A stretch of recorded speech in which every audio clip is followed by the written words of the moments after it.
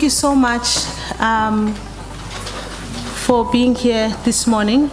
It is a practice at the CSIR, including the CSIR ICC, that before we start any of the proceedings, that we do the safety moment and the values moment.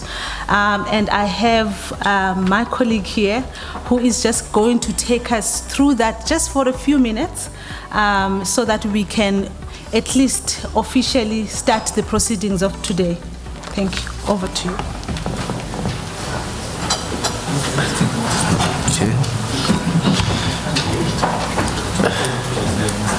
Good morning. Welcome to the CSIR International Convention Center. My name is Morgan Mahlangu. Sanitizing stations are located in the foyer and all around the building. In an unlikely event of an emergency, an alarm will sound throughout the building. Trained responders will give instructions on evacuation. Stay calm, take only belongings that you can carry. Emergency procedure: walk in an orderly manner, do not run.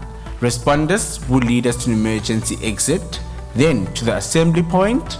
Please observe 1 meter from other delegates and staff.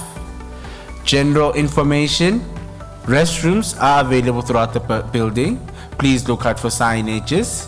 As this is a public building, please do not leave your valuables unattended.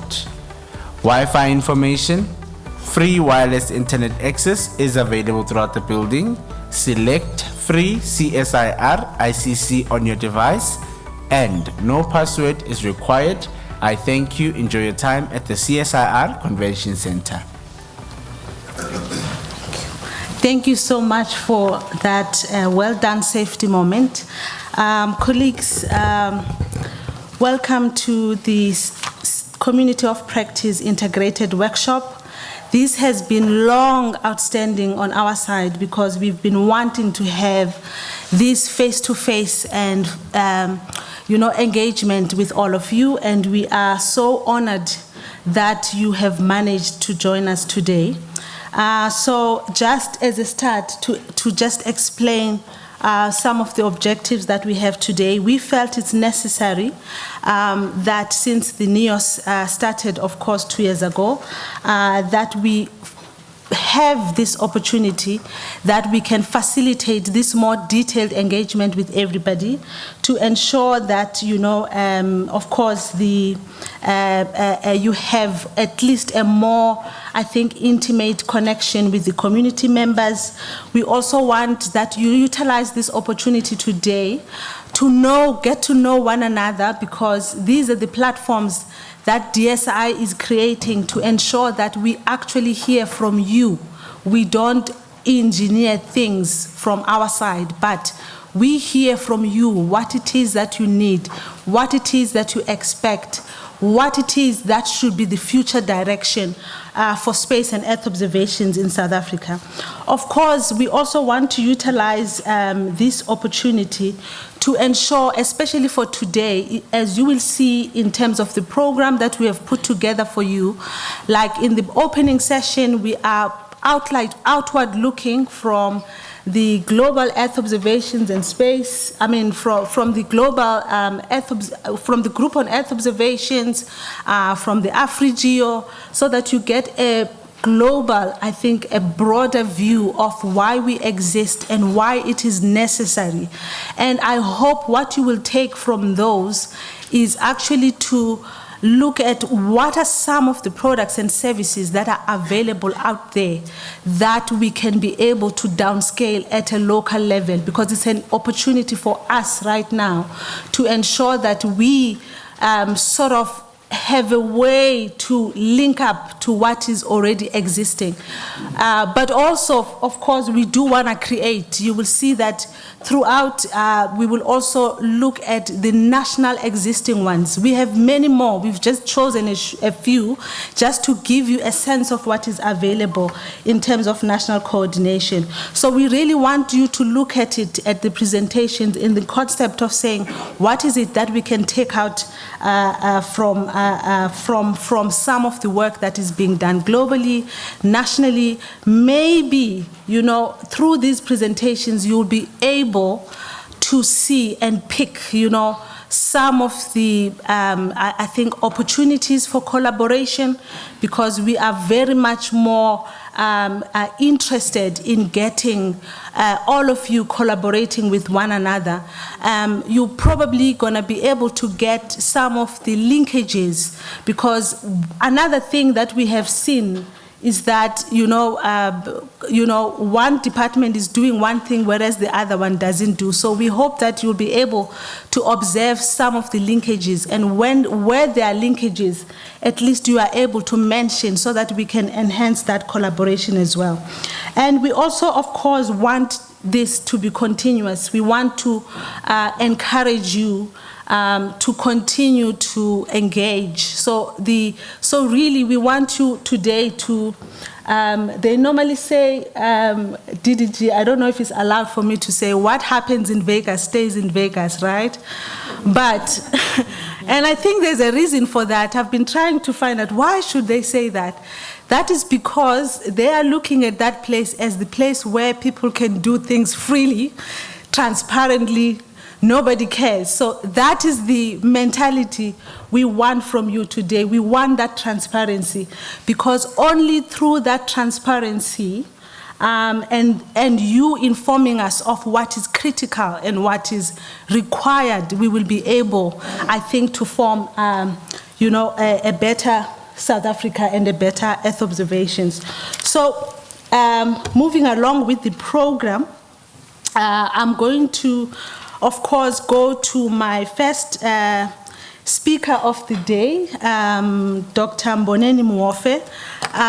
He is the Deputy Director General for Socio-Economic Innovation Partnerships at the DSI. He was previously the DDG for Technology Innovation, for International Cooperation and Resources. He is experienced in science, technology, and innovation policy development and implementation. He holds a PhD in Management of Technology, and Innovation, Masters of Business Administration, and Masters of Science. He is currently leading the pilot implementation of the recently established Innovation Fund, which aims at bridging the funding gap between research, technology and development, and translation of research outputs. I'm trying to scroll down here. Let's see. He is also, of course, you can see this goes on and on. He's also a member of the steering committee of the World Health Organization, which is entrusted with building vaccine manufacturing capabilities in low and middle income countries. He is also, and I think this is very, very important, and I've had the honor to work with him, the South African Group on Earth Observation Principal, and a member of its executive committee, and one of his four co-chairs. One thing that you did not mention, currently he is also the lead co-chair for this year. So meaning lead co-chair for a period of 1 year, lead co-chair amongst the four co-chairs from China, Europe, and the America, US. So Dr. Muofe, thank you so much. You're welcome to have the floor.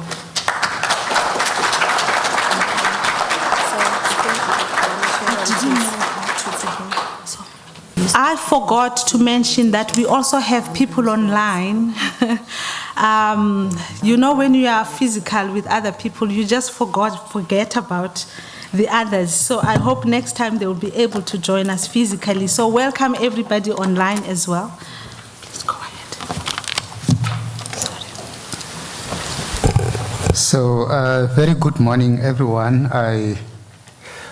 When Lulu was doing the introduction, it just dawned on me that in the media industry, there was something that they call editor at large. So when the advocate was talking about DDG this, DDG that. I was like, she makes me feel like I'm the DDG at large. But colleagues, I'm very excited today. I think it's really, for me, it's been a long time since I addressed this very important Earth observation community.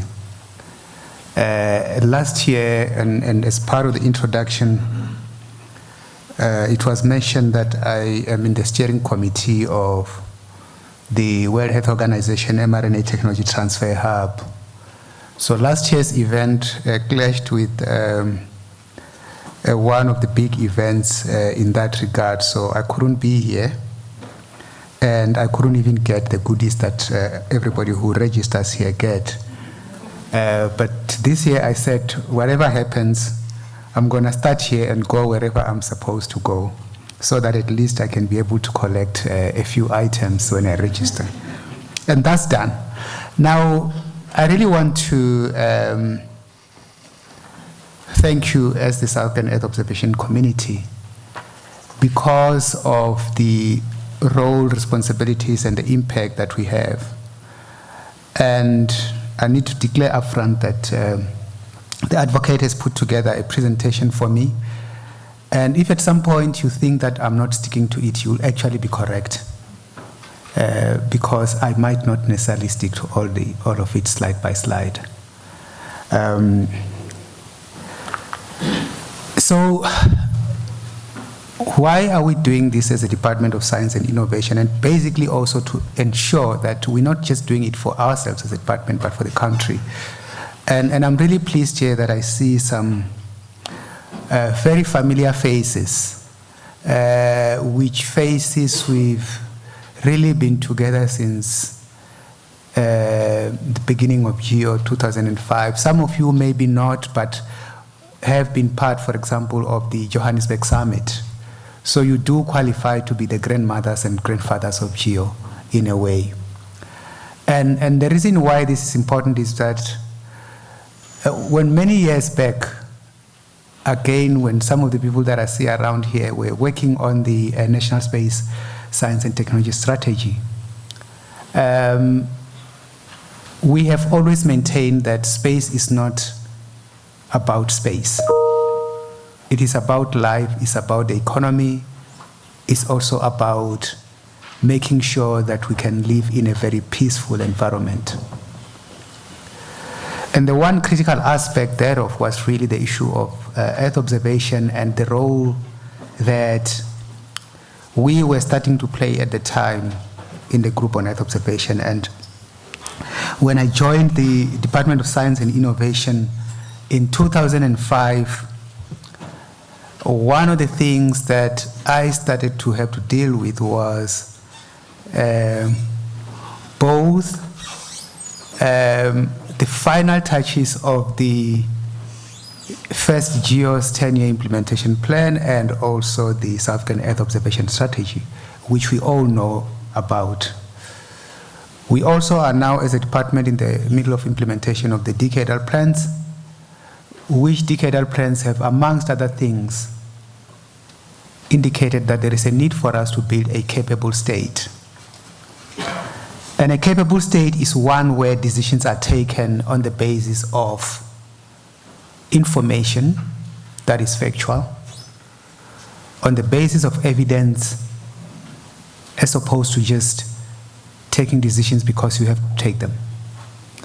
And a capable state is a state that is able to respond when there are challenges. And those challenges could include, as we already probably know, things like flooding, drought, various diseases outbreak. You know, we've got a very big problem now around cholera in the country, specific focus in Hammanskraal. And we know that when it comes to the monitoring, for example, of pollutions in various water bodies, there is a big role that Earth observations can actually play. There are a whole range of other governmental and departmental policy documents and strategic documents that we actually, us as this community that are here, can be centrally involved in making sure that indeed ours is a capable state. So, and this can happen when we've got a very coordinated approach in the collection, assimilation, storage, and dissemination of Earth observation data. And I've indicated what this data can be used of. And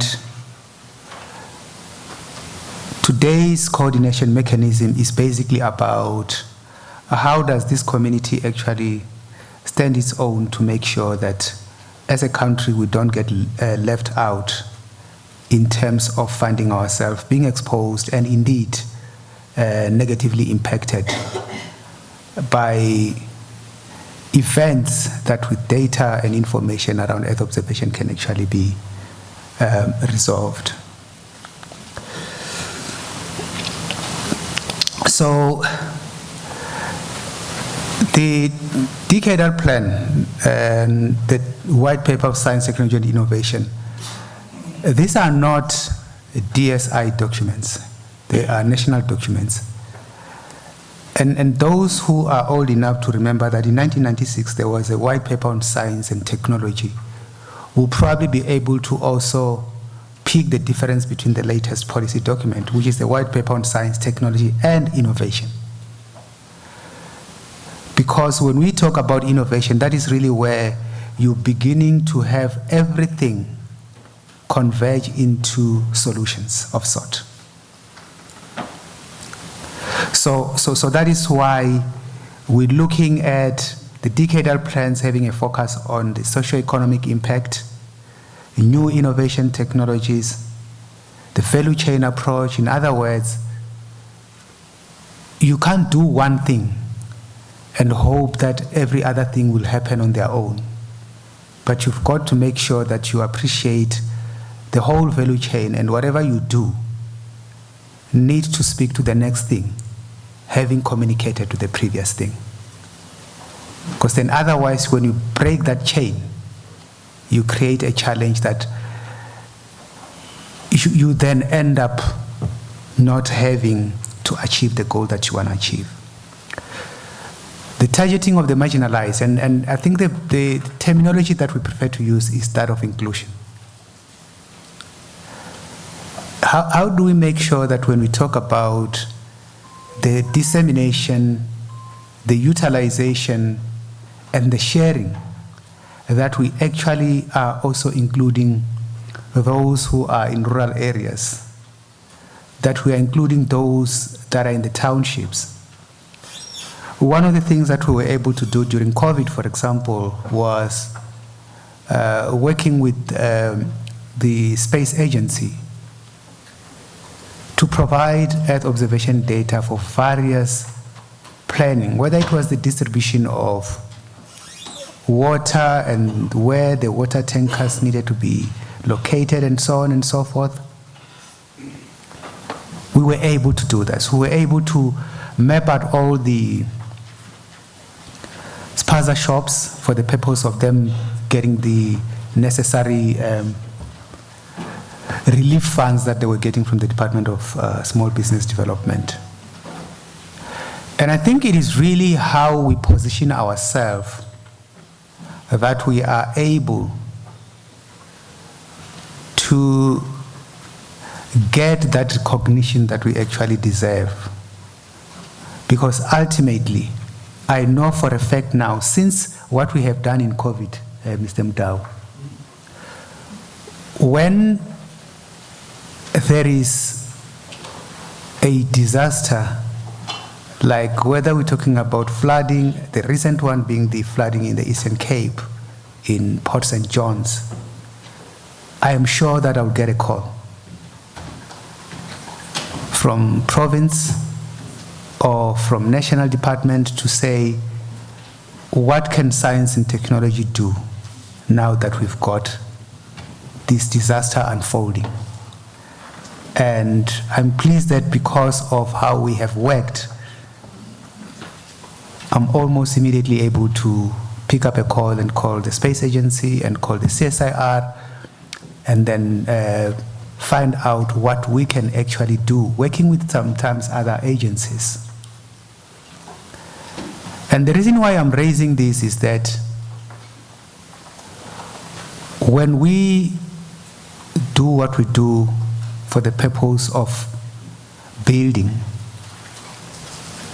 and making sure that when there is disaster, sometimes the right thing to do is to do first and ask questions later, because you don't want to find out. You don't want to do it like these hospitals where they say you're going in and you are unconscious, and the first thing they do is they are searching in your pocket to see if you got the medical aid card. So we provide solutions, and the other things can be sorted out. The issue of decision support tool is very important because I have indicated, we need to work hard, and I was just having a conversation over the past couple of days with colleagues in the CSIR to say we, for example, need now more than ever to work hard to see how can we speed up the work that needs to be done around OSMs. Because we cannot wait any longer. There is just so much that is happening in our waters that our systems need to actually be at the level that they're supposed to be. Training is very important, and all of you here, you in one way or another, I see professors as well, are involved in training. And we can do all that we want to do, but ultimately it's all done by people. And this is really where both from the academia, from the science councils, we need to work hard. Some of the things that we do include making sure that those graduates that are coming out with relevant qualifications can actually be absorbed as part of our intents, and then ultimately when opportunities arise for them to get employed. But we do know that there's also opportunities for business that needs to be clinched by our people, which is why even when we engage at the geo level, we now have the industry leg that we also have.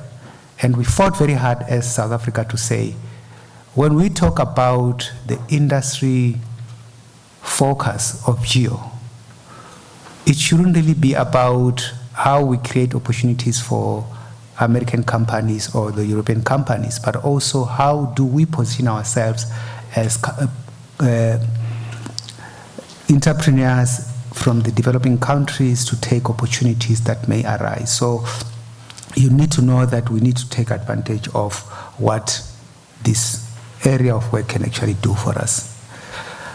I think you have by now figured out what GEO is, if you haven't yet, but everybody who's here is supposed to know the Group on Earth Observation. And we actually are there and pushing because we know that it doesn't really help when you've got capacity and your neighbor doesn't. Because ultimately you are going to suffer from your neighbor not having that capacity. And the Group on Earth Observation was about how do we build a global Earth observation system of system that will make sure that everybody is able to respond to disasters as and when they unfold. And this will vary, whether you talk about outbreak of diseases, whether you're talking about the tsunamis and so on, because all of you who are here will probably have seen how the Earth looks from space. You realize that you're never going to see the border for South Africa and Botswana or the border for any other country. So if we are having a form of disaster or sort, it's not going to say, okay, at this particular point, this is where South Africa and Mozambique are bordered, and therefore, if we are meningitis, we're going to stop here. So that's why building capabilities that are linked globally is so important. So as South Africans, we want to claim that GEO actually originates here, and we can prove it. And I know that the Europeans also feel the same, and they can also prove it. The Americans feel the same, and they themselves can also prove it. But I think the South African claim is the most credible one. Because if there wasn't the Sustainable Development summit in South Africa, Johannesburg in 2002, I'm quite certain that GEO would never have been born. But it was out of that the other pretenders came on board. So we then got that followed up by some meeting in Washington, and then there was Brussels, and then there was Japan, and so on and so forth. But it all started here. And the membership has grown. But what is important about why we continue to do what we're doing is because while the membership has grown, participation has actually not necessarily grown. And here by participation, I mean those that are doing the actual work that contributes to the building of GEOs, and also those that contribute financially. We are working, myself with the CEO of the Space Agency and the head of NEOSS,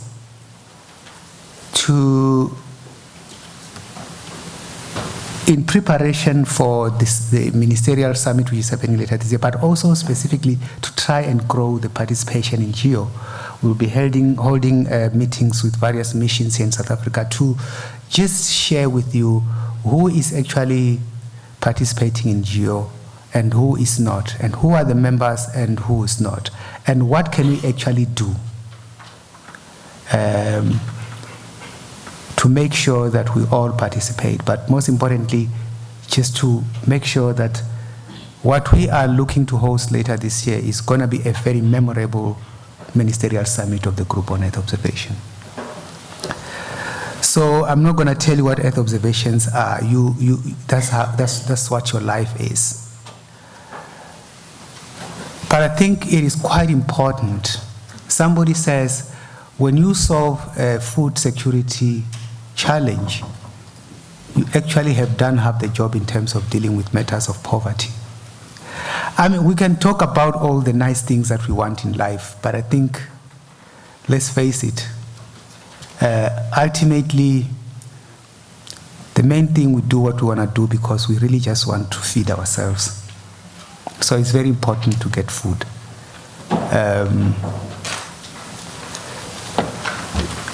So we therefore need to make sure that we push to get there. They say I've got 5 minutes.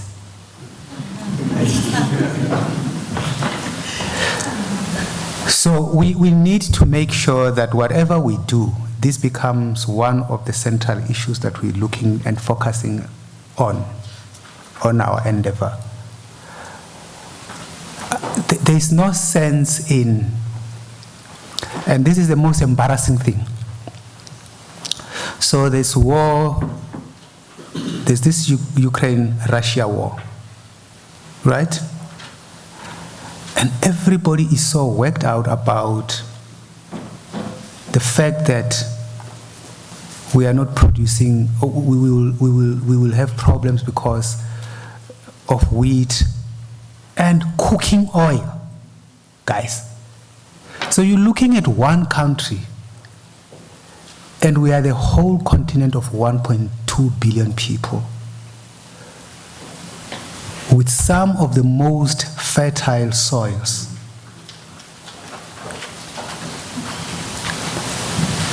And we blame our hunger on Russia and Ukraine.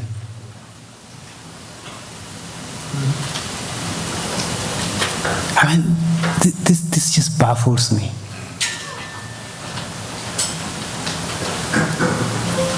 And we can't continue like that as a continent.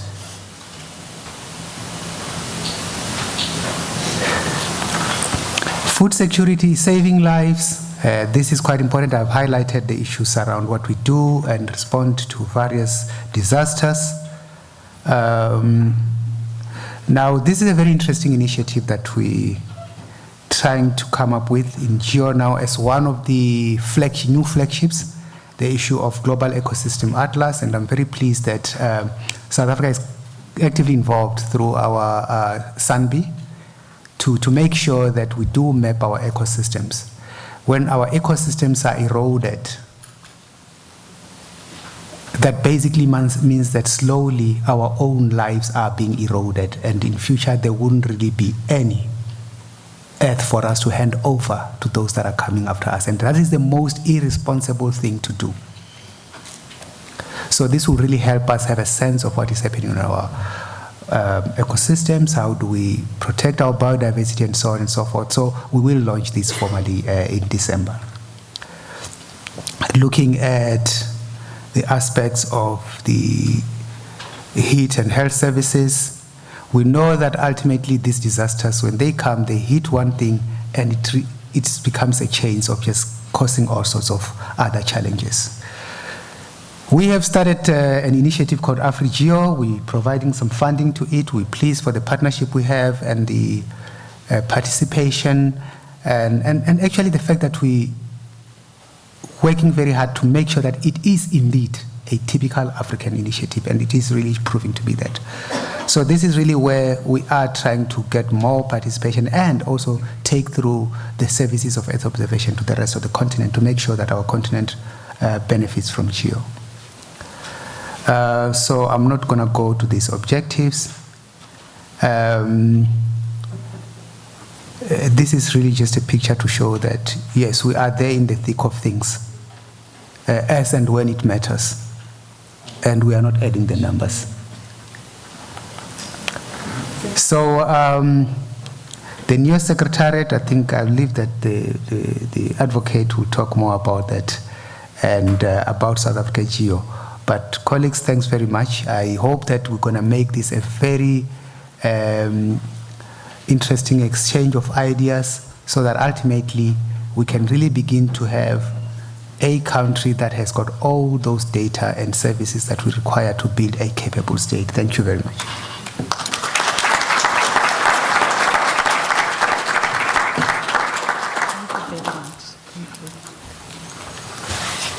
Thank you very much, Dr. Mofe, for that great presentation. I liked it when you said there are more opportunities. There are many opportunities.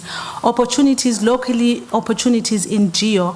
And in this, I know that most of you in the community are in one way or another working with GEO, and we would really love to know who is working on GEO, on what.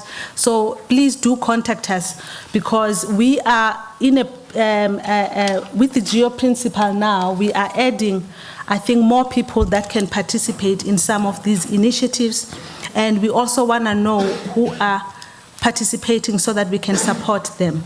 So we are not going to take any questions just because we started quite late.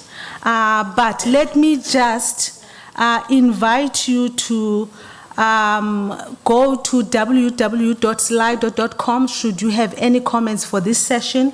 So it's www.slido.com, and the code for you to make comments in there is hashtag 3530870.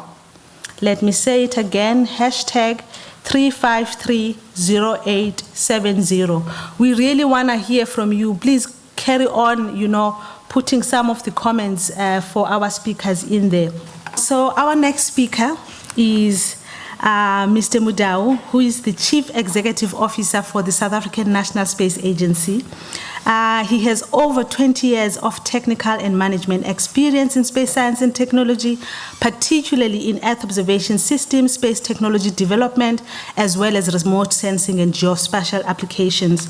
He has vast experience in intergovernmental, interagency, regional, global, and international space diplomacy, while lobbying on policy issues and resource mobilization for national and international projects. Over the years, he has led at executive level, showcasing his robust and concrete capabilities in project designing, implementing, and evaluating international projects with diverse stakeholders. In his capacity as the senior scientific representative at the Geosecretariat in Geneva, Switzerland, he conceptualized the Africa Group on Earth Observations, which you're going to hear about it. We do have somebody from AfriGeo. And later on, as the Chief Director of Space Science and Technology in the South African government. He was responsible for the implementation of the Department of DSI's 10-year innovation plan that included the National Space Strategy and the SIO strategy, as well as the establishment of the South African National Space Agency and the National Earth Observations and Space Secretariat. Yes, we're proud of that one. Academically, I'm not done. He holds a master's in satellite remote sensing from the University of Paris. Honors in environmental management and geospatial sciences from University of Johannesburg, a certificate in remote sensing from University of Johannesburg, and a BSc Biological Sciences from University of Venda. That is a lot. A warm welcome to you, Mr.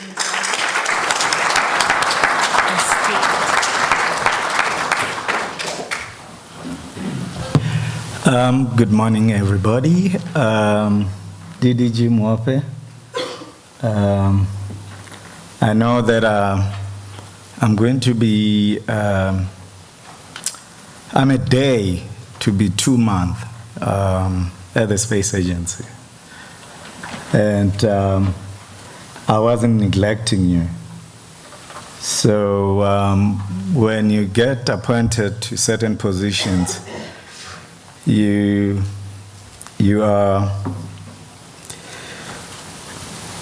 surrounded by a team, and a team of very knowledgeable people. And that team runs your life. So I wasn't neglecting you. There was a process called onboarding, which of course I had to engage with everybody at the Space Agency, which is very critical for me as the leader, to get to understand the views, to get to understand everybody's vision, to get to understand whether we need to work together in ensuring that there is an alignment in our visions, which is very critical for the Space Agency. I see lots of friends. You know, when the program manager was talking about my 20 years life starting from the Agricultural Research Council, for those who may not know, as a junior researcher, because at the time I think I did refuse to become a PDP. Maybe Edroy Christian would know that there was a program called PDP at Agricultural Research Council, because I thought, you know, I've got an honors from Rand Afrikaans Investate, so why do I have to do PDP? You know, and then I found myself in a lab at the Agricultural Research Council, the Institute for Soil, Climate and Water, right? In that lab, Dr. Chirima, there was a big VAX machine. And there were these piles of NOAA AVHR 16. So in those tapes, there are digital numbers. Yeah? For those who have background in remote sensing, right? And those digital numbers are the numbers that you then convert. Now, this is analog, Dr. Chirima, and you can imagine a young man that's excited, hey, who wants to do research?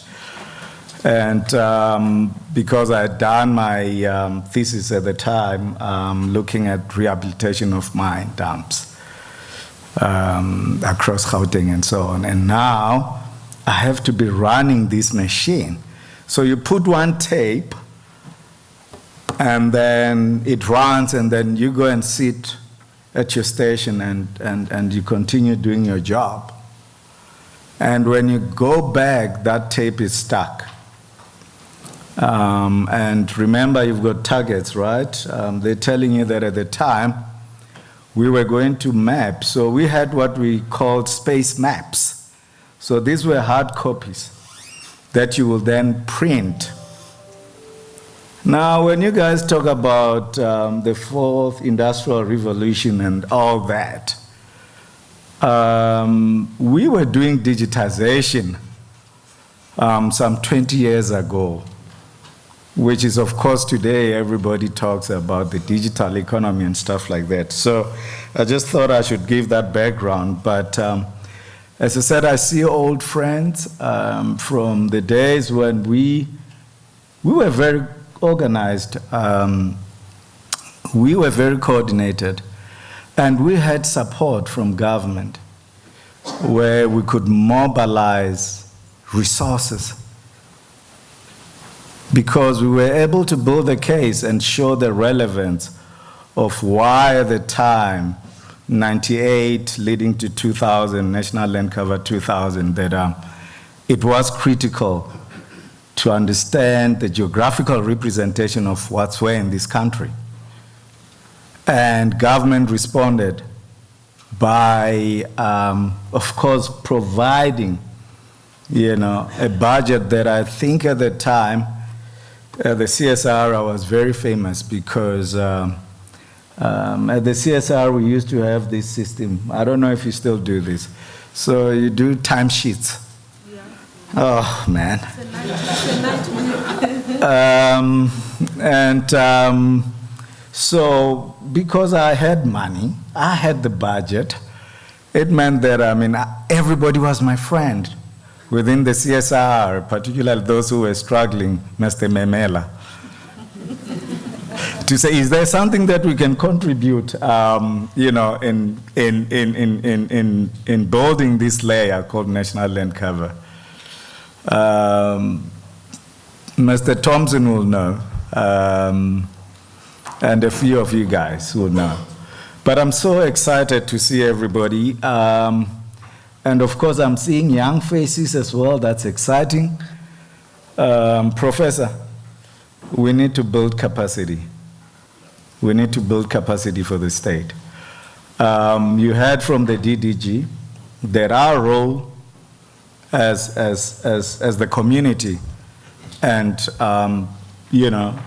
in building this landscape, by the way, the entire ecosystem, the space ecosystem, it becomes very critical that we do have people.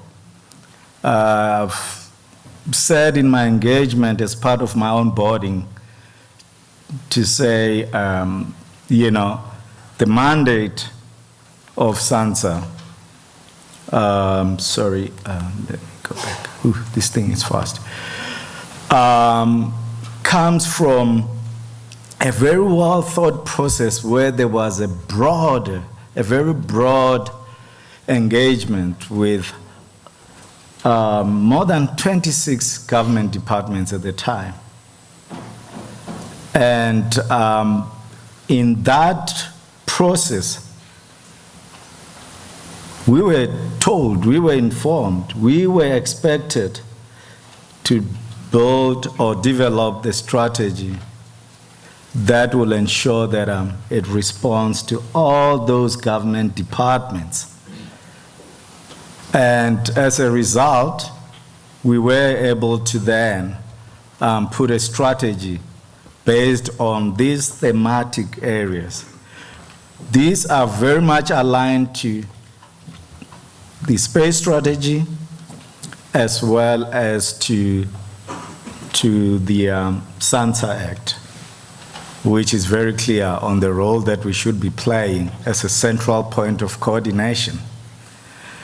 And you would see that with the four thematic areas that we are in the process of ramping up the work that we do at the Space Agency. And that means that we will have to be very deliberate in what we do, taking the space agency forward. And we are looking at specific areas. Sorry about that. Thank you. We are looking at specific areas, new areas of growth that we would share with you. But what's really exciting is that we are in the process of rebuilding our core capabilities and our core capacity within the space agency to ensure that we play that role of being a central point of coordination for all space-related activities, of course, working with everybody. We are very excited. We've been invited. We want to get into the world of space exploration. We want to get into the world of ensuring that we get access to space. You've heard what the DDG was talking about. In Africa, DDG, we don't call it war, we say it's a conflict that's happening in Europe. And therefore, I do not understand why we so, and I totally agree with you, DDG, why we so negatively affected by that. But the geopolitics, as we know, as it is, that we need to be working on building our own capabilities in Africa. Now, the thematic area that focuses on Earth observation, and perhaps I'm biased for my colleagues at SANSA, those who are in engineering and so on, but Earth observation is the core. For those who have bothered to read the strategy, they would know that that strategy was built on building capacity for this country on Earth observations. And therefore, we've seen over the years that we have the capability of having to get access to a number of sensor portfolios. But have we got to a point where we are able to exploit and build those products and services as alluded by the DDG to ensure that we create opportunities for South Africans? The DDG talked about a capable state. We believe that as a space agency with the whole space ecosystem or landscape that we can begin to look at building applications, products and services that will help in ensuring that we do respond to the call of building a capable state. We are looking at establishment of data application center to service government and industry. Of course, it's critical that we do that through international participation or partnerships. And as you will hear from all the colleagues, GEO becomes one of those instruments that can enable us to do that. We want to be able to look at, of course, new areas. There is a very huge support within the GEO community where we need to begin to go beyond just the provision of data, because the importance of data is in its utility. And I would like to challenge my colleagues from the ARC, from the Space Weather Services and everywhere that when we work together, the challenges that we're facing with extreme weather events and other challenges of food security and so on, that we would be able to deliver very enriched products and services offerings. And therefore, I would like to challenge everyone that we need to be working together in ensuring that we do tackle the challenges that are being brought by this climate change. But we also need to contribute to the climate adaptation plans that have been put in place, because that's our role to play. The issue of environmental intelligence, of course, our colleagues here from Defense are here. We're still debating it, whether we should use intelligence or we should use insights, but it's where the world is going. And we have to begin to create a platform where multidisciplinary, integrated approach. It's done through bringing in all key players from the social sciences and humanities professor to all other areas where we need to bring in to ensure that we are building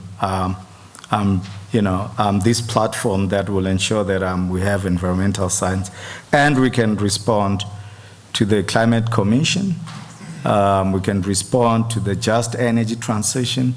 We can respond to circular economy.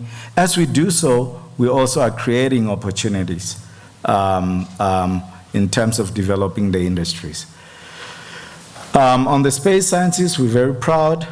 For those who've had a chance to be in Hermanas, where space sciences are, which has become a national key point, it's so critical that if we want to protect our space assets, if we want to protect even our assets here on planet Earth, that we do understand the solar activities.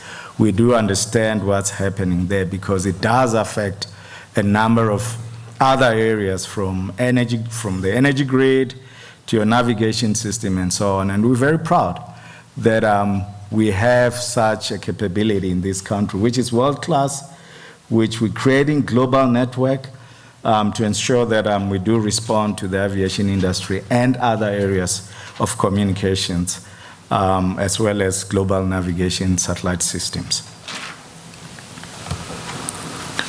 On the space operations, as a space agency, we have to operate our space assets.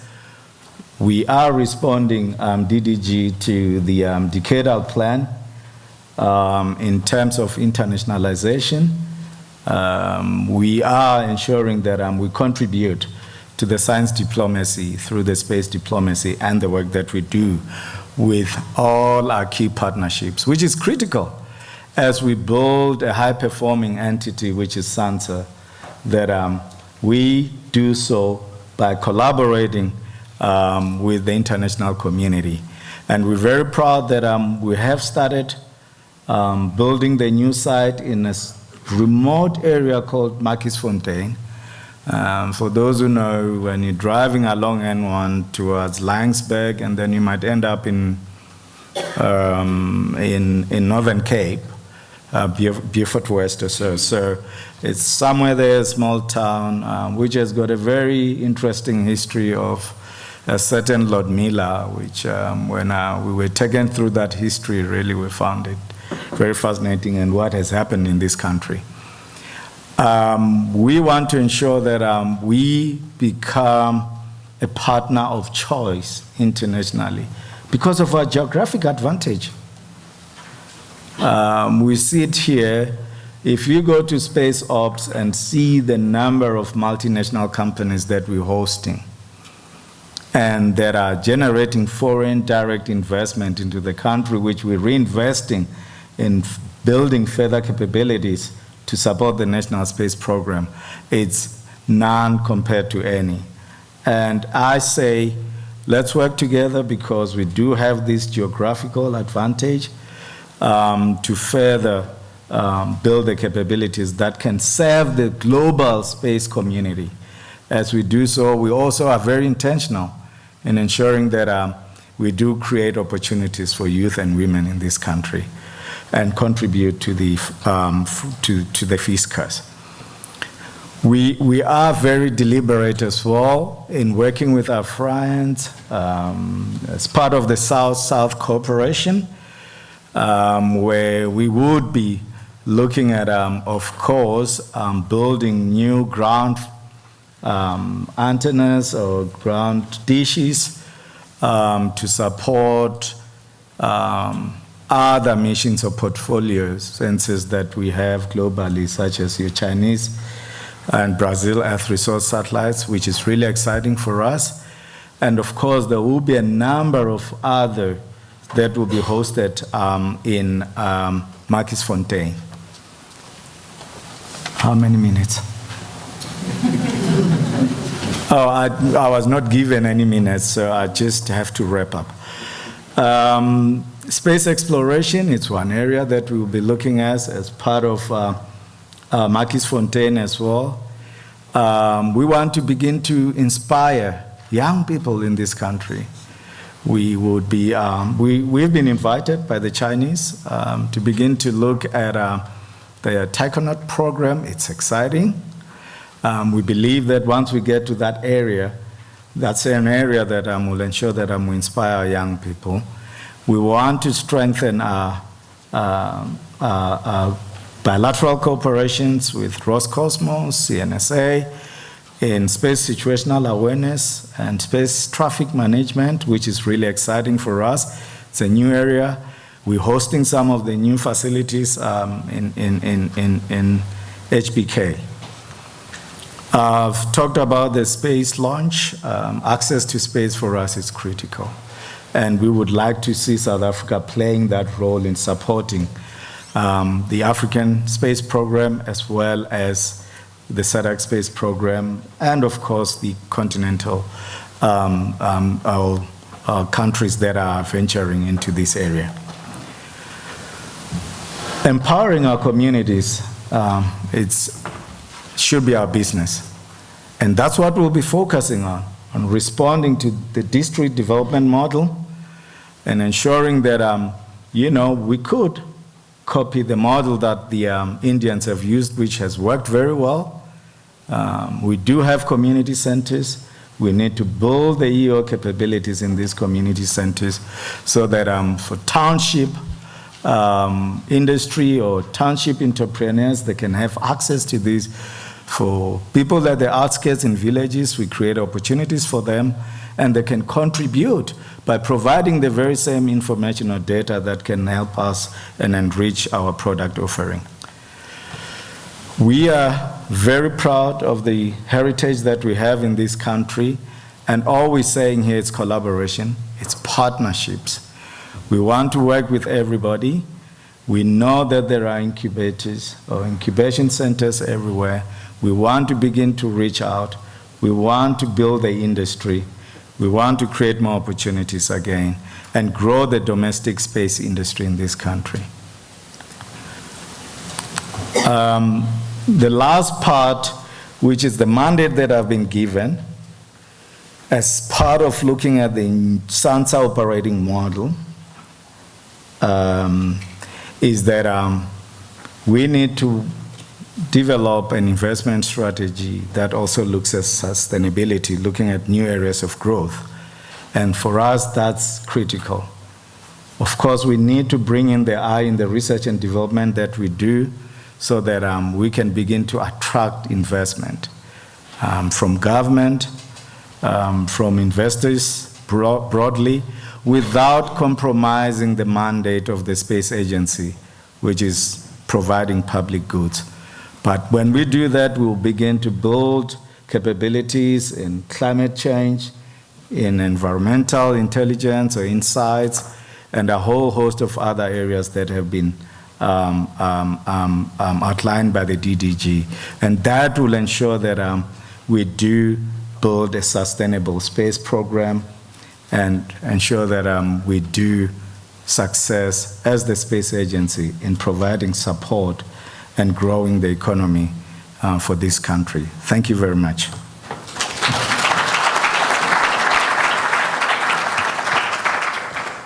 So Esther Makabe is a Kenyan national with over 8 years in geospatial industry, primarily focusing on climate change, food security, monitoring and evaluation, environmental risk assessment, emergency response, and human security.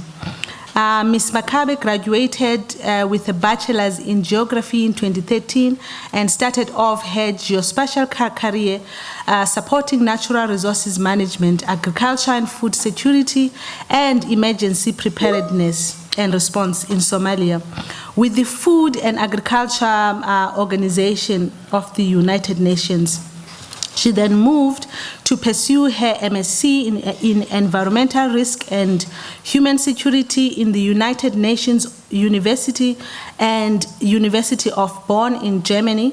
Since then, Ms. Makabe has in different geospatial capabilities supported several organizations and programs, including United Nations Platform for Space-Based Information for Disaster Management and Emergency Response, UN Spider-Born, United Nations World Food Program, Regional Bureau for Asia and the Pacific, UN Climate, the UNFCCC Bonn, and in her current role with the Group on Earth Observations in Geneva, she currently coordinates the work around capacity strengthening in the use of Earth observations for agriculture and food security, among other initiatives. So Esther today, of course, we welcome you. Esther is one of the people, he's based in Geneva, so he's joining us from there. We really thank you for this opportunity. And we are so happy that, she will be presenting on tackling food insecurity through Earth observations. So I hand over to you, Esther, to start your presentation. Thank you, Lulu, for that lengthy introduction. Can you please confirm you can hear me and you can see my screen? Yes, we can see it. We can see it. We can actually hear you as well. Right. So, thank you very much, and pleased to meet all of you, even so virtually. Next time I should make the trip down now. So,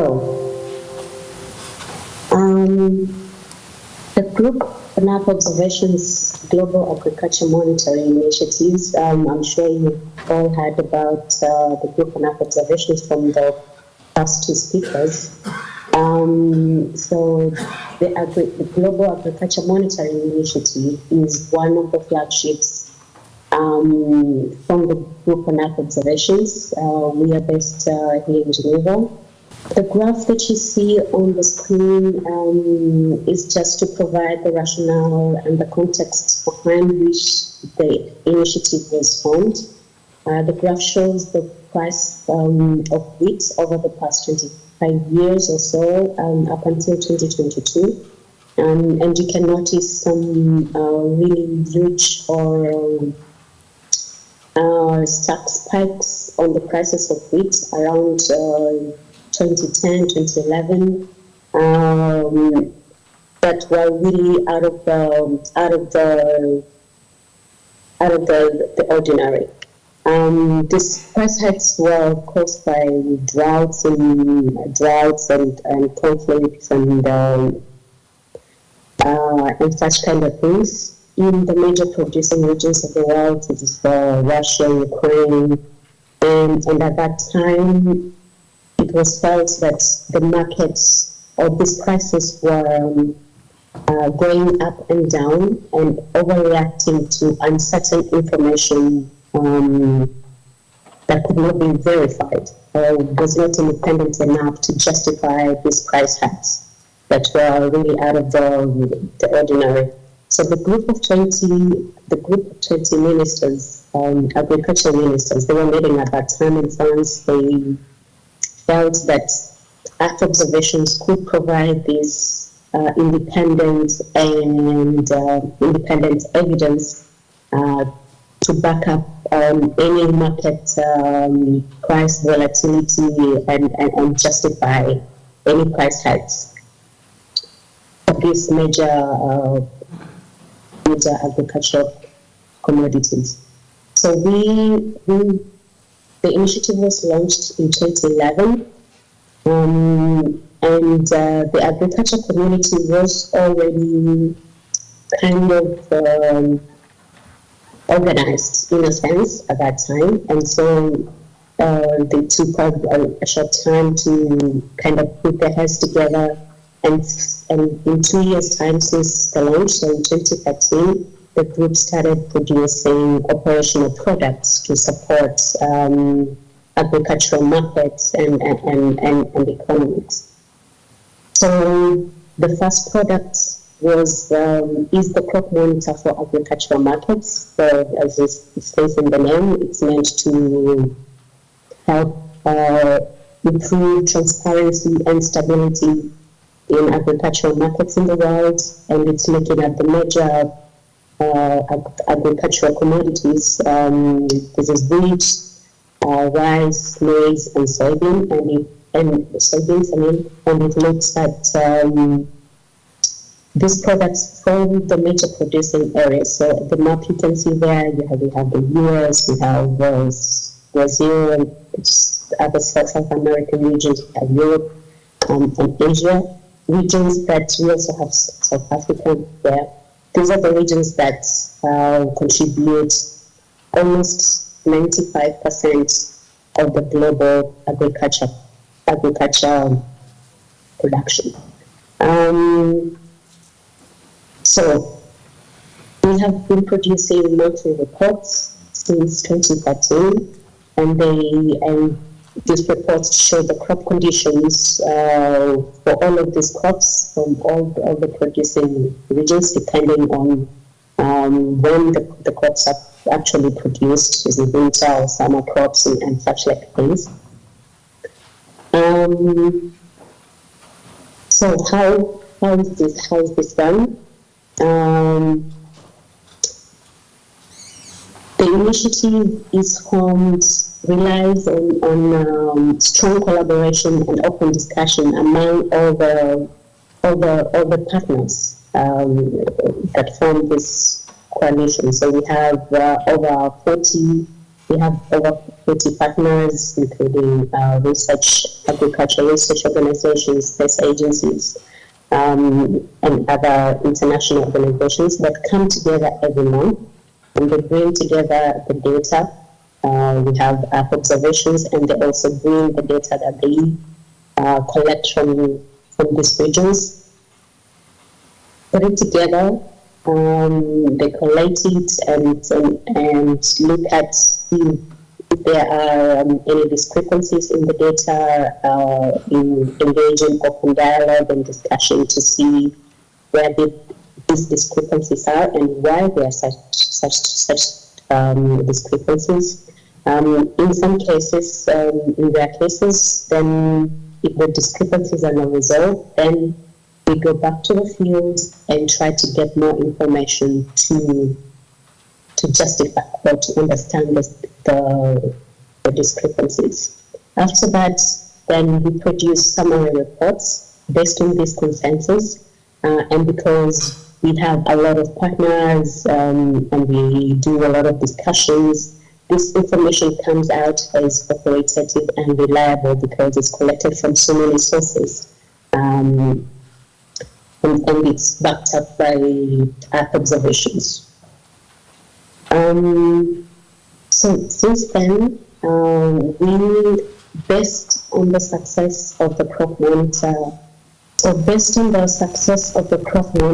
for agriculture markets, the group thought there were regions that experience frequent food insecurity events, and they were not covered in the crop monitor for agriculture markets. And we already had the data, we had the process, we had the system in place, and so we also developed another crop monitor. We call it the crop monitor for early warning. And this crop monitor basically looks at regions of the world that are prone to food insecurity for myriad of reasons. It could be climate, effects of climate change, it could be conflict, or many other regions, could be economic regions as well. And this crop monitor looks at, in those regions that are affected by food insecurity, what crops are of national importance or what crops are of regional importance. This could be rice in Asia, in Asian countries, or maize in most of African countries. And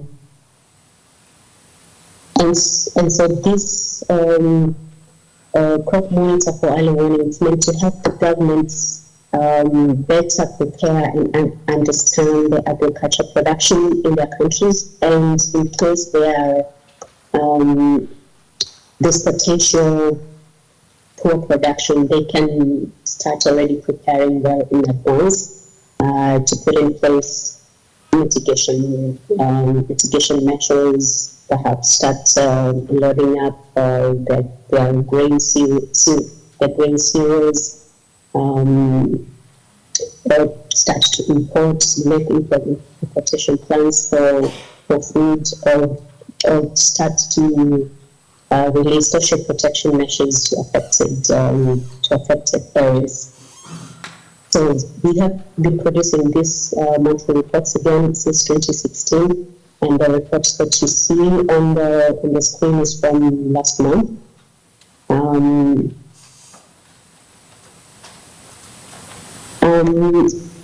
And then incremental to this operation of global crop monitors, we have been helping countries to downscale these products to fit the national context. So using the same process, the same methodology and procedures to bring down the information to the country level and make it relevant for the countries. We have high resolution data and data that is collected from the countries using extension officers or other national data collection mechanisms. So this data is fed into the global data application platform, and then complemented by the ground data. Then we have a crop monitor that is relevant for the country and looking at the crops that are relevant for that country. We're able to see through continuous monitoring the crop conditions of those crops. We also have crop landmarks or crop masks, we call them, crop condition and pasture as well. We look at regions as well where the country has vast dependency on livestock production. So these are just some of the examples of the national crop monitors that we have helped the countries to develop. We have about 8 countries that we have worked with so far, and we are looking at supporting more countries going forward. So some of the impact stories from these products. In 2016, the government of Uganda approached us, and they wanted to develop a national system. And so, together with our partners, we worked to downscale the crop monitor for early warning for Uganda, looking at crop conditions and pasture conditions in the country. And the team was trained on doing the analysis and the data entry and producing and disseminating these monthly crop products. In Uganda, they do a monthly crop bulletin, and this is through the team worked with the Office of the Prime Minister, which is in charge of disaster response, disaster management and response. Similarly, in Mozambique, our partners in Mozambique. Hi, Esther. We don't Yes. really. Can you please try to at least wrap up if you can, or maybe move quickly on the slides? Can you hear me? Yes. Yeah. How many minutes do I have? You have. Let's give you 5 minutes to wrap up. Thanks. All right. I have 2 more slides. So in 2019, there was a Cyclone Idai in Mozambique, if you may remember. And the government approached one of our partners called CoPs to help them to provide information on the effects of the site on agricultural production in the country. And the team was able to bring the resources together quickly, and they were able to pinpoint for the government where farmers were affected. And equipped with this information, the government also was able to target relief measures to those areas and also plan for the production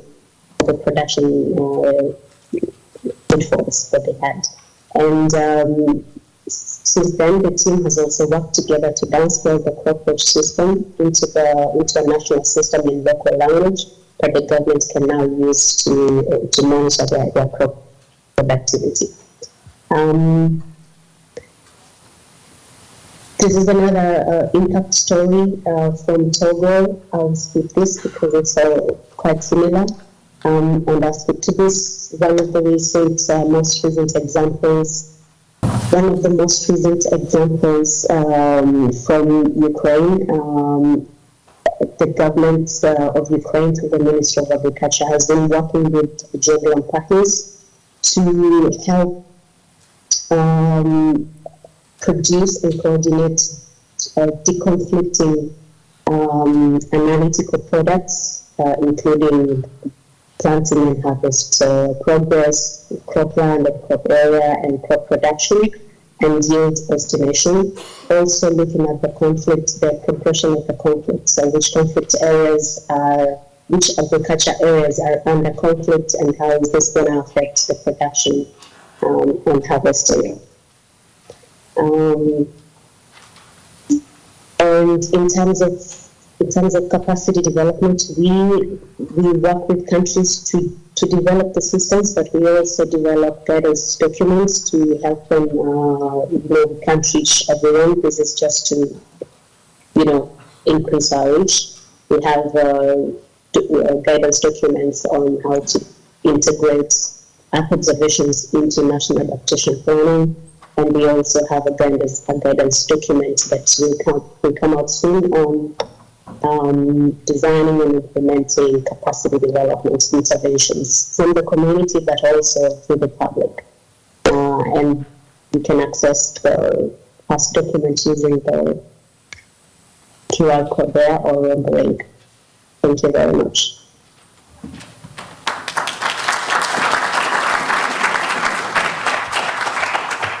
Thank you so much, Esther, for that wonderful presentation.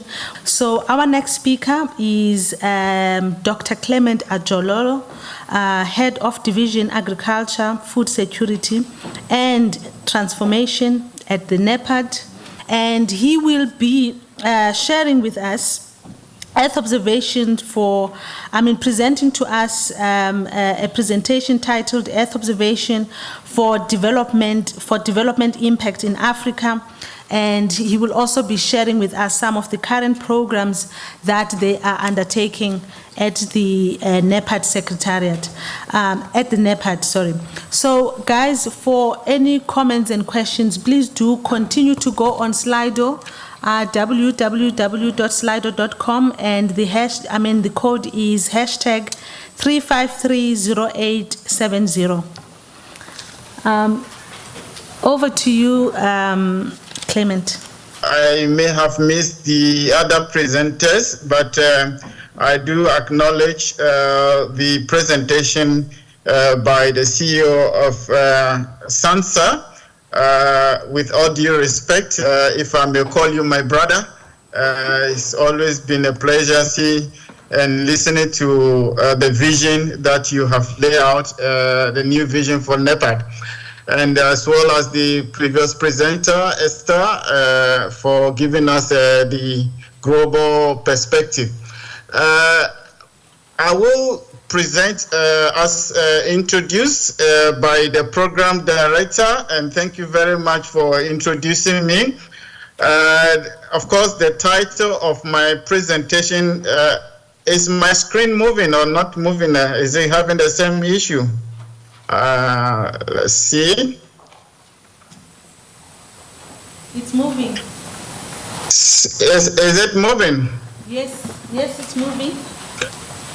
Okay, so I will talk about some of the ground challenges facing our continent, Africa. Some of the African Union development or policy frameworks that have been put in place to tackle some of those ground challenges. I will also take the opportunity to just give an overview of the institution I represent on this platform. I will also quickly go through some of the data sources that AUD and NEPAD is using to support our member states. And then I will also provide just a brief snapshot of the minimum viable geospatial platform that we have at the agency that is helping us with our planning, monitoring, evaluation, and reporting. So having said that, I'll go straight into the issues or the challenges. As you know, we are a continent with a lot of energy deficits, particularly if there's anything to go by. You will understand that the energy crisis is enormous and is impacting even in our own backyard. We also have issues of having access to clean water, which is a problem across the continent.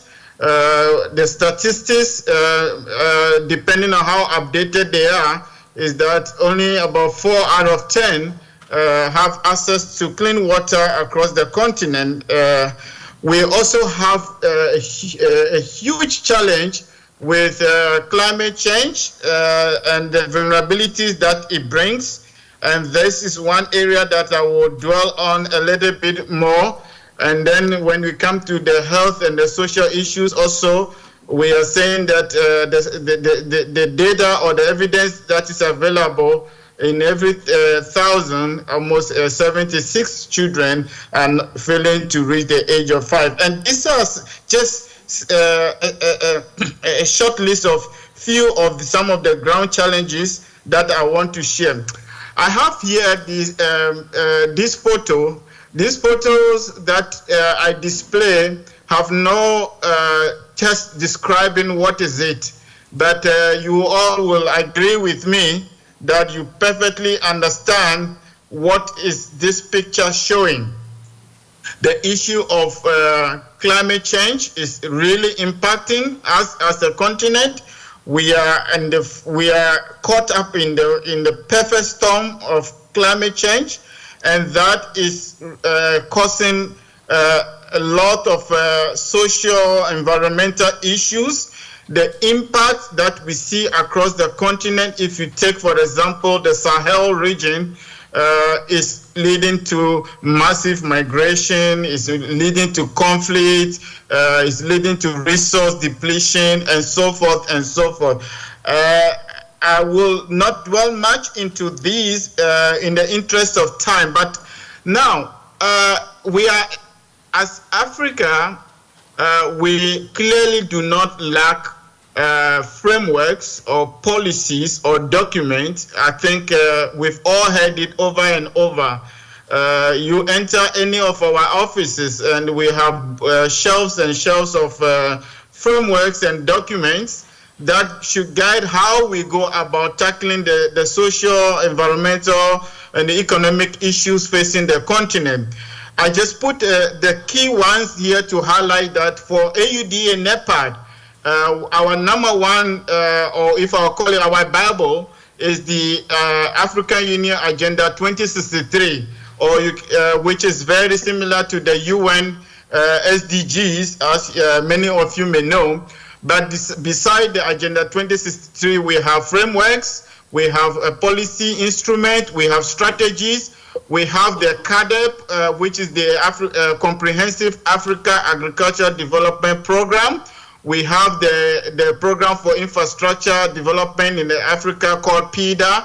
We recently also now have the African Continental Free Trade Area agreement that will allow us to trade among ourselves, and so forth and so forth. And we also have massive declaration on our land issues. And when we talk about the land issues, I can take you as far back as the Berlin Conference and the legacies it has left us with across the continent, our land issues. So these are some of the major things that we are tackling as an agency.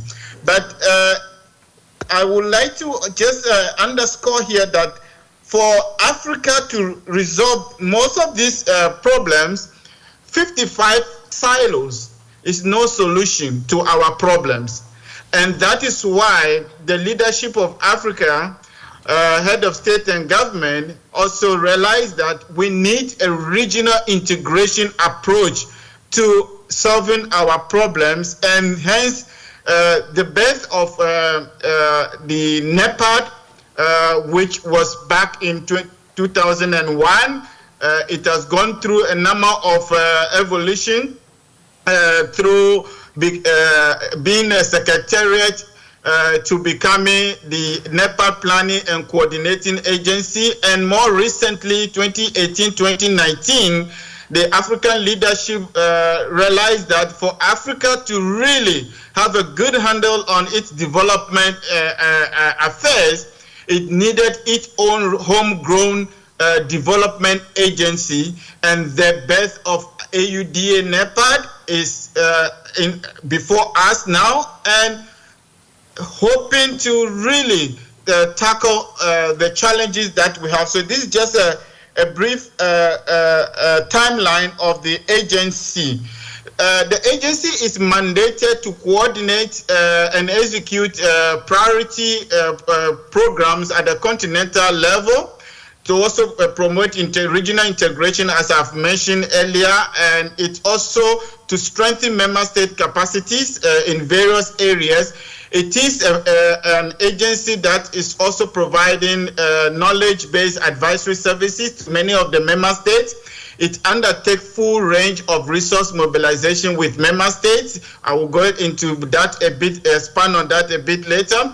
And then it is also an agency serving as the technical interface between Africa and the rest of the world, the global system.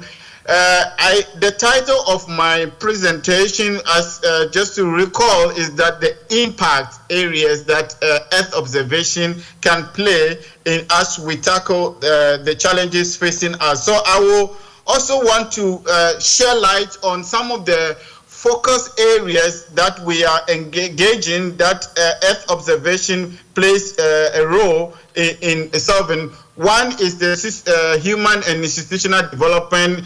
We just received presentation on food security. Agriculture is one area, science, technology, innovation, the energy issues, environment, sustainability issues, and so forth. We are also, I just highlighted here that we establish centers of excellence that help us in several thematic areas, and South Africa hosts two of these centers of excellence. There's one center of excellence on science, technology, and innovation based on Stellenbosch University. And also we have the Fisheries and Aquaculture Center of Excellence, also based at the Rhodes University in South Africa. In terms of some of the flagship programs that we are using Earth observation to support us, one of them is the Bond Challenge. We call it the Bond Challenge, which is where African member states have made a commitment to restore the degradation in our forest and forested landscapes. So far, we have 34 member states that have committed to restore about 430 million hectares of land. South Africa is one of the countries in member states that have committed nearly 4 million hectares of land to be restored across the country. On the AFR 100, we in particular, as a program, we are using Earth observation data to track a number of indicators that have been developed for the initiative. We have 3 categories of those indicators. One, we call them the biophysical or the nature-based indicator. That is where we use a lot of Earth observation data to track the hectares that are under restoration or areas that are restored. We look at issues of biodiversity, we look at ecosystem services, and then we looked at the economy indicators, not necessarily using Earth observation, and also the issues of governance around restoration of our landscapes. Now we also have a program on this AFR 100. We have developed a dashboard that allows us to aggregate project information or to report on progress. It's also a platform that provides access to many tools that have been are useful for tracking restoration across the continent, and those tools are made available to member states. We train the focal points on how to use the tools. The tools are mainly third-party tools, and some AUD and NEPAD will contract specialized institutions to provide the services. So this one area that we are really using Earth observation. We also have a platform that is tracking the African Union Declaration on Land Issues and Challenges across the continent. Here, under this program, we are collecting data on administrative data. We are collecting spatial data where we make use of imagery, Earth observation, the socioeconomic data. The platform, it allows us to really focus on capacity building at the country level. We do a lot of knowledge sharing, skills development, coaching, supporting, and without it helping us to spearhead development in that area. In the interest of time, I would have loved to expand more on those programs, but let me just skip few slides and show some of the data sources that we use. So for AUD and NEPAD, we are not necessarily generating any Earth observation. We don't own satellites. We don't own a space agency. We do have the African Space Agency coming up. We depend on the member state institutions such as SANSA and many others to provide to support the work that we do. What we do at our project level is to identify the whole data ecosystem, to say who are the regulators, the producers, who are the provide analytical services, value addition, and so forth. That is what we provide opportunity for companies to provide services. We have a number of companies in South Africa that are providing current Earth observation services to support some of the programs that we are rolling out. We also have partnership agreement with global or international agencies such as the Norwegian program called NICFI, providing us with high resolution satellite imagery that we use to track forest landscape analysis and support the member states in terms of tracking the restoration work. We use the popular platforms that you are familiar with. Digital Earth Africa is hosted in South Africa at SANSA. We use that platform. We also use other platforms like Google Earth Engine. We have a direct partnership with Google that provides us with custom on-demand application as the agency requires. We also partner with other UN agencies like the FAO, developing applications that we use. There's some application called Open Deal that provides us with a lot of data set that we use for decision making, planning. We also participate still on other international platforms and services that are available. This is another example. Biopharma, I'm sure colleagues will talk more in detail about this. My purpose here is just to give you a rundown of some of the existing platforms that we are using. There's this Africulture that also is supporting the agency in providing some services on drought to help in parts of the continent. And this is where this is my last slide, where we have built what we call the minimum viable product called the AUD and NEPA GeoHub. This is an integration platform where we have now pulling in data, feed API from all the third parties and making them available in one consolidated environment. This is a platform that is built in collaboration with Esri South Africa, is the engine behind the platform, and is accessible, is on our website. You can, if you go to the AUD and NEPAD website, you go to data library, is a platform you can access and explore all our data set. So this is the rundown of what we have been doing in the space. I could talk the whole day on our program, but I suspected that time will be limited, so I only pick these few slides to share with you. And I want to leave you with the last word to say AUD and NEPAD is an African institution, is open to doing business with all member states, is open to collaborate with all service providers, and we welcome you. And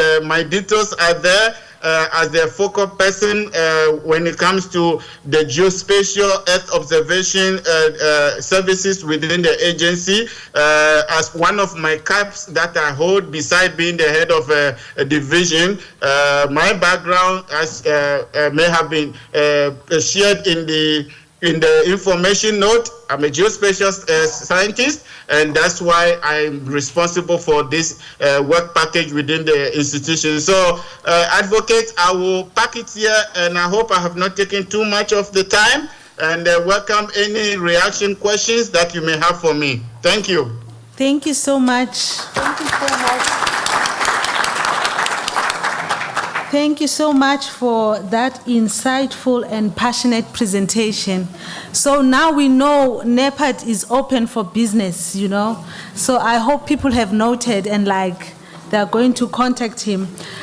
So we're not going to have much time to take any questions, but we have noted your contact details on the presentation, and we're also going to share the presentations. But I think there's a lot to take away from the current programs that we have highlighted, which I believe they are so critical, especially for the regional coordination and even the priority areas that we are focusing on, including agriculture and so on.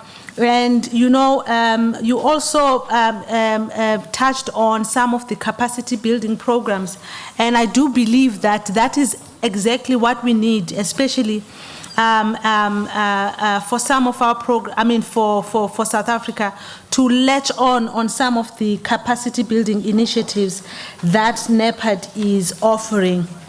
So let's just move along. I think we can try to finish, let's say, by past if we can. Mr. Valinavo Kavagali. He is a professional scientist with a focus on biodiversity, climate change adaptation, and policy management. He holds an MSc degree from University of Cape Town, served on numerous environments, biodiversity and climate change portfolios. He's a current facilitator for the UK PACT program, Deputy Director Biodiversity Risk Management, Director Climate Change Adaptation. He has represented South Africa in various multilateral processes, your CBD, UNFCCC, UNCCD, under the UNFCCC, he led negotiations under the Nairobi work program for the G77 in China. He also held the co-chair position of the executive committee for the WIM for loss and damage under the UNFCCC. He has been instrumental in the establishment of the Paris Agreement and the National and the National Determined Contributors for South Africa. He has represented the country on a cooperative biodiversity and climate change platforms such as SADC, BRICS, Adaptation, Futures, and Resilient Cities. He is currently the country representative of the IUCN South Africa, responsible for organizational management and leadership, country's program of work and strategic engagements, and pragmatic initiatives and implementation. So this is a very long and rich bio of Mr. Valinavo. So he's going to, of course, be happy to have you today presenting on building climate resilience. Building climate resilience of vulnerable communities living in degraded ecosystems through the water, energy, food nexus approaches and sustainable land use. It's quite important that we also get to know what some of these programs are doing and some of these, I think, approaches that are being handled by you. So over to you, Mr. Valinavo.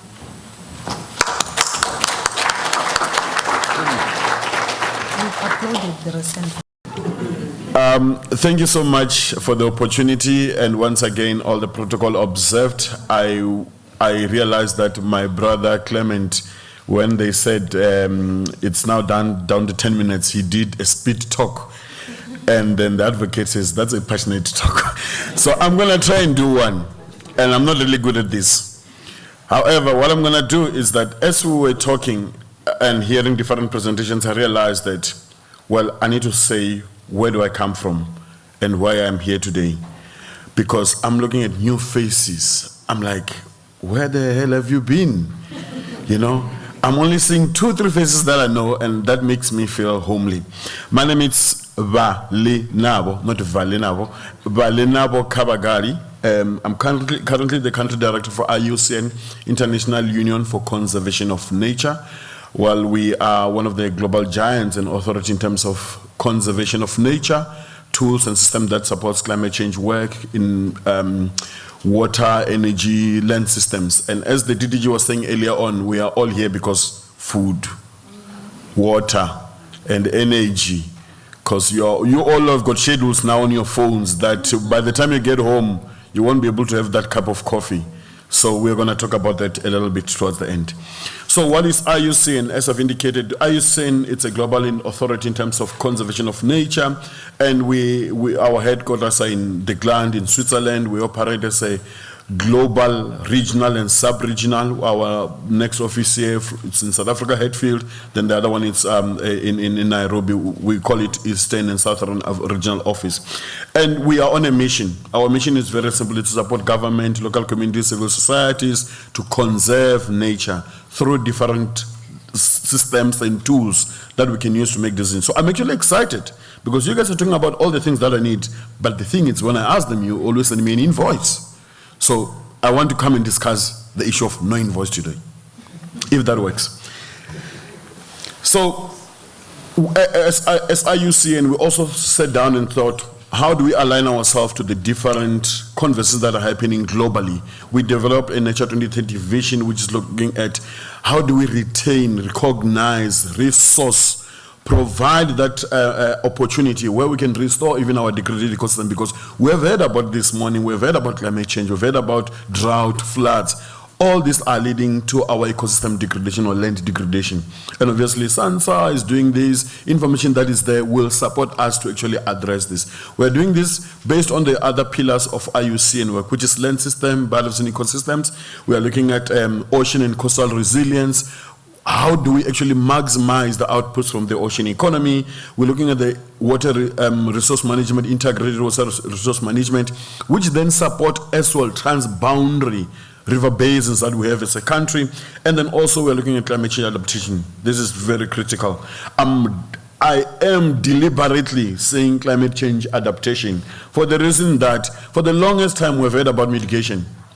And for the longest time, we've quantified the mitigation elements. Well, we did the national determined contribution, so we know how to quantify the mitigation elements within the NDC. But it's a biggest challenge to do the adaptation elements in the NDC. As IUCN, I will also want to invite you that we work with different expert commissions. You are also invited to get onto our website, check the different commissions that you would like to participate in. We also recently, also because of climate change issues, we've set up a commission on climate change.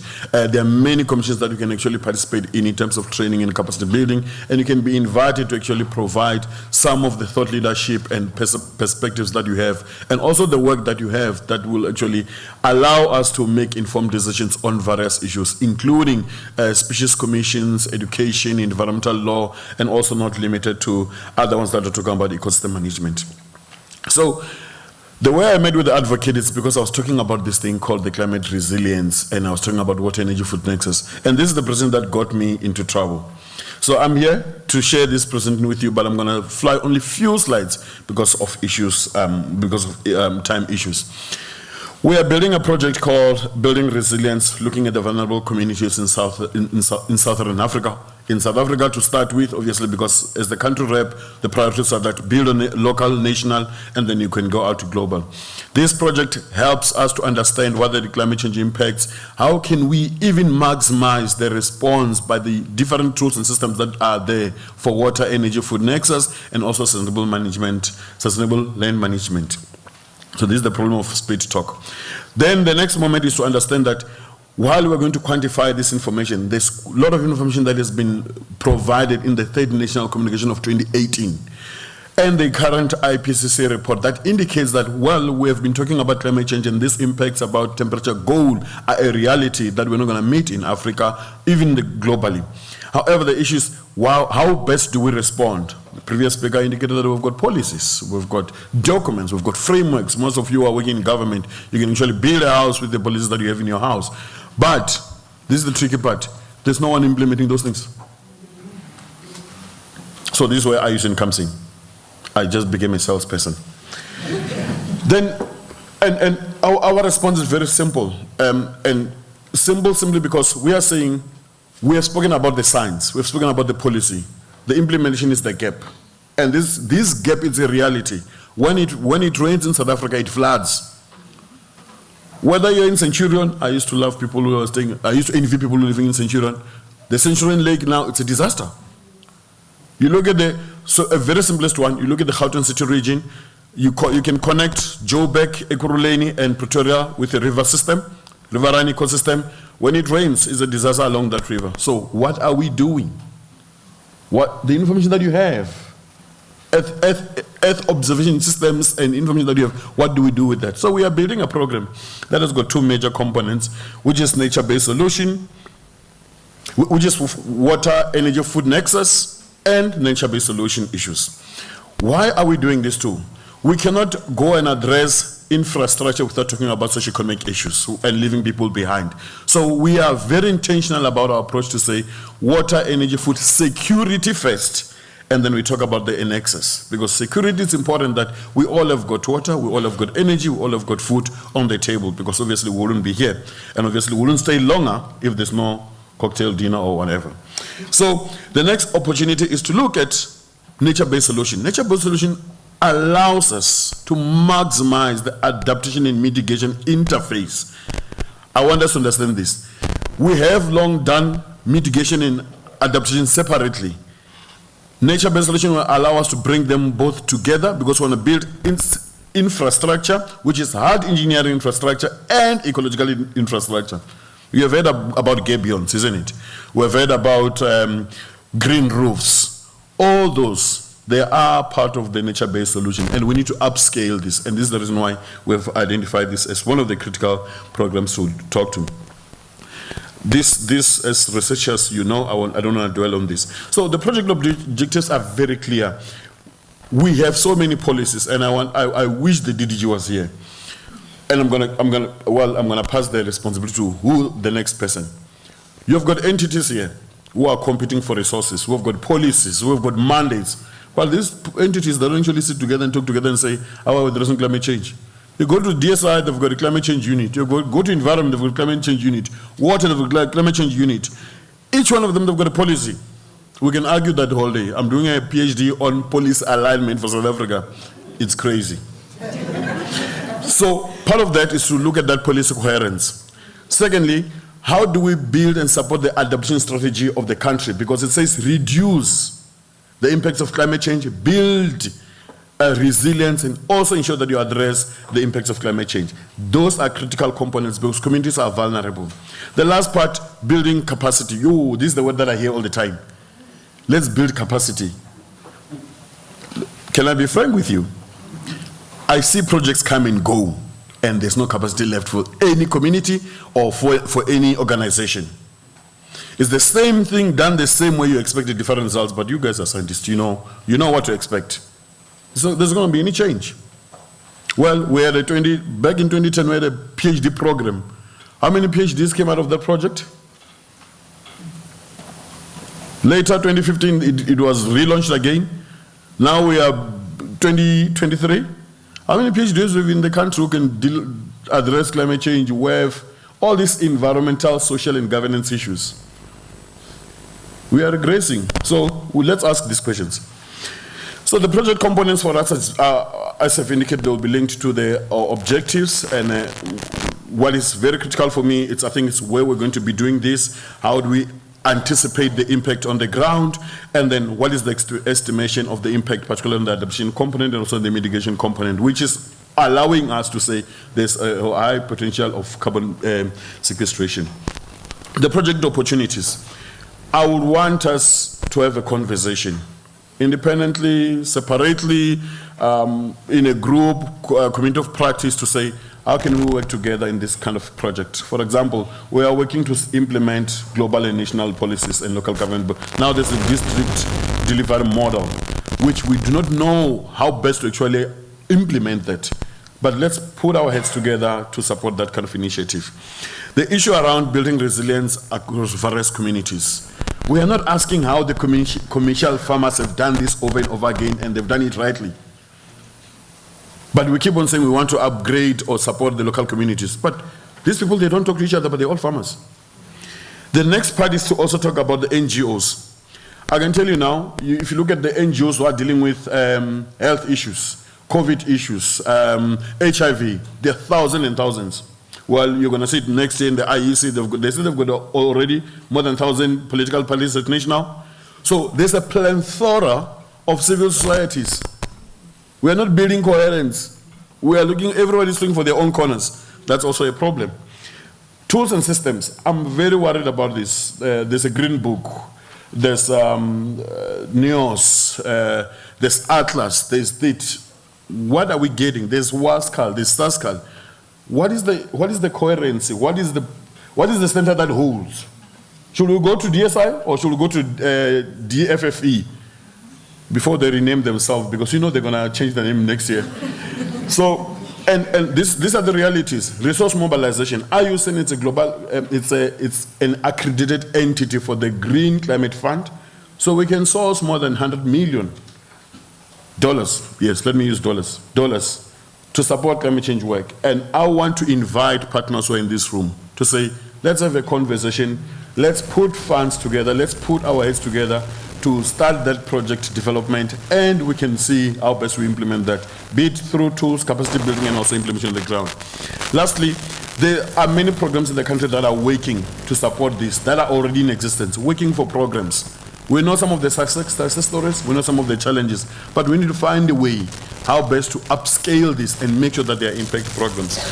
I won't talk about research institutions, they'll think that I'm actually here to pose all the questions to them. So lastly, partnership in terms of financial and human resources, investment in terms of technical assistance. You have got the information that we need for our baselines. So I'm going to leave my contacts here, advocate, to ensure that when I ask for information, I'm going to say, through advocate, IUCN is requesting this kind of information. Please. Lastly, there is a need for us to have this conversation as part of our stakeholder engagements so that we can also provide insights. There could be a project that is sitting somewhere that you have not thought about it, which is aligned to what we are thinking. Let's have a conversation. Our doors are not closed. We're just right here by Hatfield. So if by any chance you need to come and have coffee, we are free to have coffee with you. Thank you very much.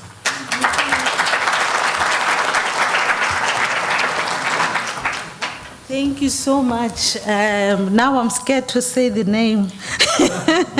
Vali, for such an insightful presentation. I mean, I think you've posed a lot of questions. I don't even want to repeat them, but I think they will be much more relevant for the afternoon session when we are looking at the COP engagements.